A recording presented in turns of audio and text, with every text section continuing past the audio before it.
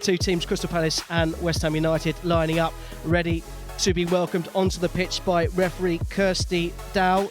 And it's going to be a good one. Two young teams, two bright academies, Crystal Palace and West Ham United, famous, of course, for bringing youth through the system up into the first team. Just ahead again, let's run through the two lineups, starting, of course, with West Ham, who are the designated home team. And in goal for them, it is Jacob Knightsbridge. And it looks like it's going to be a back four for West Ham United in Junior Robinson, Asher Fallis and Junior Baptiste, along with Regan Clayton.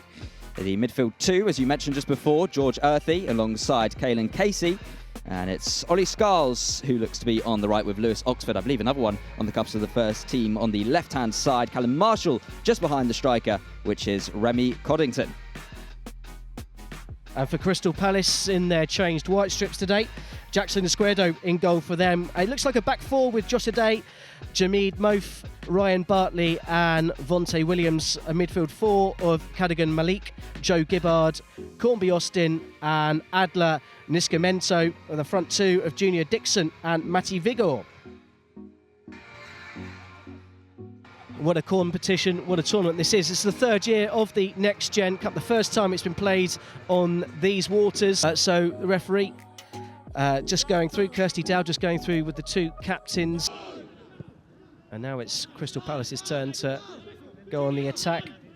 And Niscamento releases Williams, lovely ball through. What a save that is, fine save. And in the end, a fine block as well there. That could turn out to be a good ball. Especially when you've got Dixon putting the pressure on there as they come forward now with Williams. Can he play that ball in behind? He has done. It's a big chance now for Palace, but it's not quite taken. And for a moment from our angle there, it looked like the West Ham central defensive midfielder Casey was going to knock it in his own net as he was clearing it away. Well, I'm just so surprised that Vigor hasn't gone for goal there. He's got played in just beyond the back line and he was always looking to make the pass. He pulled himself out wide, and I can understand once he'd got to that angle, Knightsbridge done well to close the angle, but real golden opportunity there for Crystal Palace once more. Adair who took the throw, but can't keep it. They might win it back, and there might be a shooting opportunity here on the edge of the area. In fact, he'll pick a pass instead, and a fine save from Knightsbridge of West Ham United. Wonderful quick feet again from Niscamento, just shifting it onto his favoured right foot, and a wonderful curler and good positioning from Knightsbridge just to push it away, and he did the right thing, what goalkeepers are supposed to do, as we see again here, curling going right inside that far corner. Great strike, great save, keeper pushes out for a corner, and once again Baptiste there to save West Ham United. In from Cadogan, it's dangerous, it's at the back post, and is it in? No. But the flag of the linesman on the far side is up, and the goal is given for Crystal Palace. We've been talking about the feet of Niscamento. Is he right-footed? That's for sure. Is he left-footed? Maybe not, but with his head, he's dangerous as he scores with the header, and Palace take the lead. Well, just for a minute there, I thought when the flag went up it was going to go for offside, but we'll just get to see the replay again. Corner whipped in, flicked on towards the back post, and it comes off the shin. Or the shin, the knee, the thigh bone, I'm not sure. Did it cross the line? So many questions. We need to just clear that one up if we, as we see that again. But it won't matter one bit. What certainly has happened, of course, there's no VAR here this afternoon. And the goal has been scored by Niscamento for Crystal Palace. It's Robinson. He looks to skip infield. It was a good challenge there from Clayton. But he'll get it back again, Robinson down the right-hand side. A dangerous position, a dangerous cutback, a scuffed effort, and Dixon will chip the goalkeeper, and the flag has stayed down.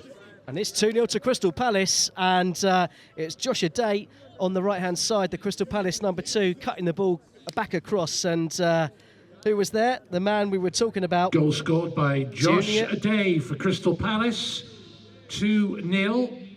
Goal number 1 scored by Niscamento.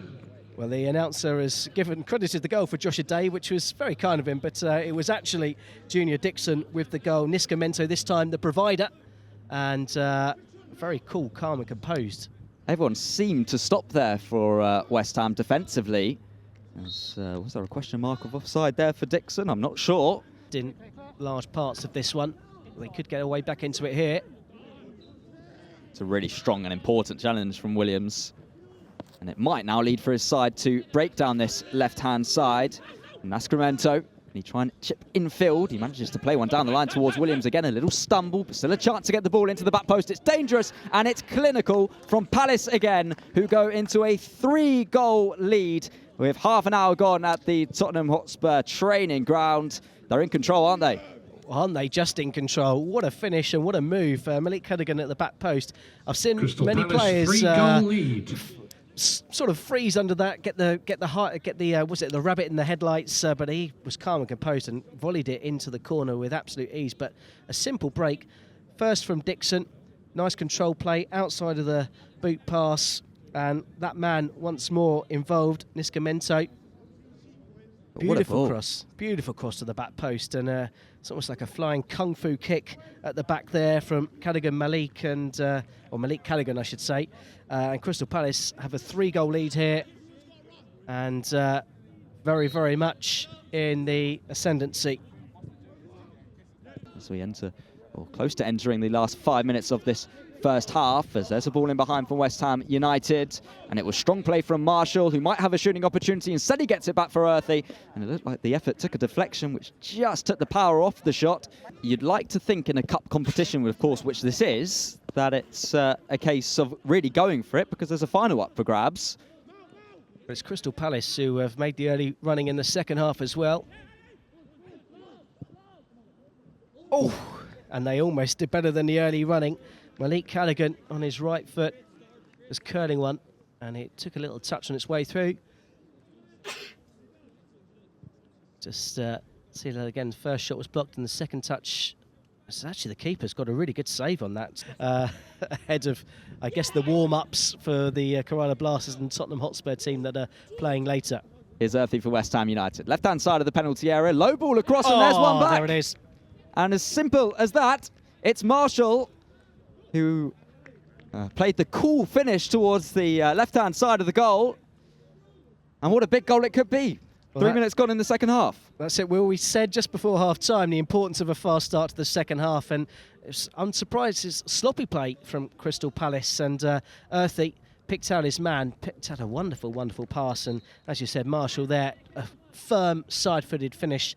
Nothing Izquierdo could do in the Crystal Palace net, and West Ham do have a foothold back in this game. Drops into his own half this time. There's a little bit of room now for Williams for Crystal Palace as he looks to go around the outside. In fact, he's found an option, and it's a big chance, and it's a cutback, and it's Dixon, and it's a fine save from Knightsbridge. Probably the save of the match. And once again, Knightsbridge, when he's been called into action, has come up with the goods. That's a second good save of this second half. And once again, Crystal Palace looks so threatening when they have the ball in attacking positions. And once again, involved that man. It's a ball that goes deep, it's dangerous, it's headed away. Could this be another chance for Marshall, who let it bounce? He might get a second opportunity, and he's taken that second opportunity, and West Ham United are right back in this game now. It's West Ham 2, Palace 3. West Ham United 2. You just thought for a moment that the chance had gone. Once the first effort was blocked, it fell back to him. Took all the time in the world, Callum Marshall, to eventually have that shot. And it seemed like the Crystal Palace players parted ways, and the gap opened up, and he found it and found the back of the net. And when the first one was blocked, he just waited, and you just see there the Crystal Palace players just parted ways, and rather unsighted Jackson Izquierdo diving in hope rather than expectation. And we said, will West Ham get a goal in the next 10 minutes? Well, they didn't take 10 minutes, they took 2 minutes, and they are right back in this. It's West Ham United 2, Crystal Palace 3. Absolutely. Still might prove to be something like that from this corner, which is floated in deep, and it's a towering header, and it's a flick on, and there despite is the goal. touch from the goalkeeper, there is the goal, as you say. Well, it was a substitute, I think, Dan Riggy, who got the final touch in the end. He's getting congratulated by his teammates. As you said, a floated corner towards the back post. I think it was Caelan Casey who's got his head to it, and well, we mused about it before half-time. It's actually a thing, it's actually happened. West Ham United have come from 3 goals down, and there it is, a clever, clever finish from Riggy. It's a soft hand from Izquierdo, and West Ham United... Goal scorer Riggy. are back in it. It's Crystal Palace 3, West Ham United 3. Crystal Palace 3. And that West Ham penalty United shootout, potential 3. penalty shootout, which seems so far away when we first mentioned it. Figuratively speaking. And there it is! Well, just as we said, maybe you should have been a betting man, as West Ham United have unbelievably come from 3 goals down at half-time to lead this one 4-3. It was a simple corner to the near post and flicked in. And I think it's Marshall again, who was completely free inside the 6-yard box to head in.